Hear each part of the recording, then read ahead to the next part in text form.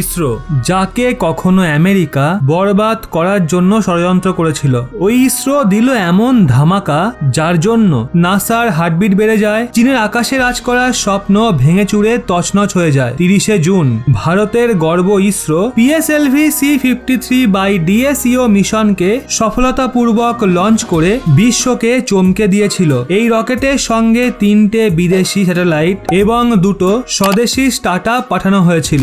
এর মধ্যে 2টো স্যাটেলাইট সিঙ্গাপুরের ছিল। এই লঞ্চের সঙ্গে সঙ্গেই ভারত স্পেস প্রোগ্রামকে নিজেদের কোম্পানির জন্য খুলে দিয়েছিল। পিএম মোদি চান মহাকাশে ভারতের পা সবার আগে থাকুক। ওনার স্বপ্ন এলন মাস্কের কোম্পানি স্পেসএক্স এর মতো ভারতের কোম্পানিগুলো এই প্রোগ্রামে যুক্ত হোক আর স্পেস সংলগ্ন বাণিজ্যে ভারতের ডাঙ্কা বাজাক।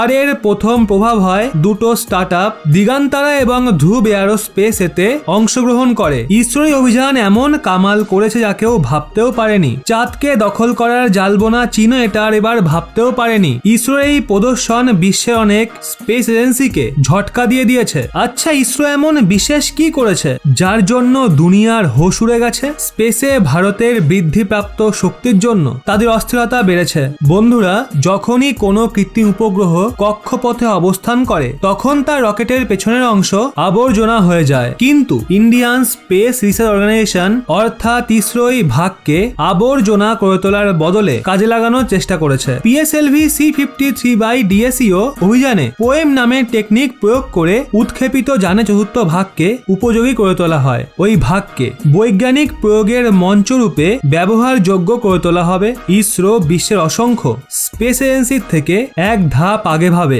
ইসরোর বিশেষ ব্যাপার হলো তারা কম খরচায় বড় ধামাকা দেওয়ার জন্য পরিচিত। ইসরো চন্দ্রযানের মতো মিশনকে পরিণতি দিয়ে বিশ্বে ধামাকা দিয়ে দিয়েছিল।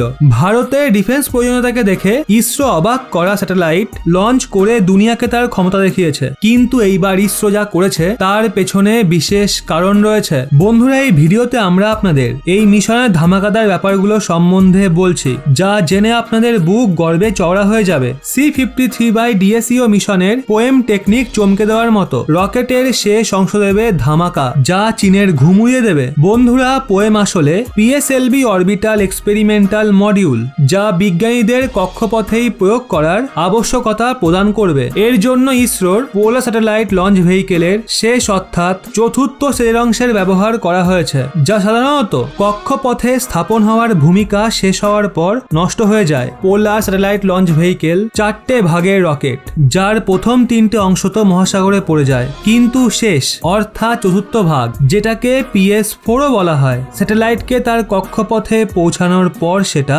মহাকাশের কেবল একটা আবর্জনায় পরিণত হয়। কিন্তু যখন ইসরো বৃহস্পতিবার পিএসএলভি C-53 উৎক্ষেপণ করে তখন তা চতুর্থ ভাগকে প্রয়োগ করার জন্য একটা স্থির মঞ্চরূপে ব্যবহারে নিয়ে আসা হচ্ছে। এই উৎক্ষেপণের আগে ইসরো তার বয়ানে বলেছিল এটা প্রথমবার হবে যখন PS-4 একটা স্থির মঞ্চের মতো পৃথিবীর চারপাশে ঘুরবে। ইসরোর চেয়ারম্যান এস সোমনাথ উৎক্ষেপণের পর মিশন কন্ট্রোল থেকে নিজের সম্বোধনে বলেন, মূল অভিযানের পর চতুর্থ ভাগ কক্ষপথে পোয়েম অর্থাৎ কবিতা লিখবে। বন্ধুরা, ভারতের এই টেকনিক চীনের হার্টবিট বাড়াচ্ছে, কারণ চীন আন্দাজ করতে পারছে ইসরোর এই মিশনের উদ্দেশ্য কি। চীনের ঘাবড়ে যাওয়ার সবচেয়ে বড় কারণ হলো এই চতুর্থ ভাগের মাধ্যমে ভারত সহজে যে কোনো স্যাটেলাইটকে বরবাদ করতে পারে। আর চীনের পুরো বিশ্বাস রয়েছে ভারত প্রয়োজন পড়লে তাদের স্যাটেলাইটকে টার্গেট করতে পারে। এর আগে ভারত এই টেকনিক অর্জন করে ফেলেছে, যার মাধ্যমে ভারত যে কোনো দেশের স্যাটেলাইটকে ধ্বংস করতে পারে। স্পেসে ইসরোর দ্রুত বৃদ্ধি পাওয়া এই পদক্ষেপ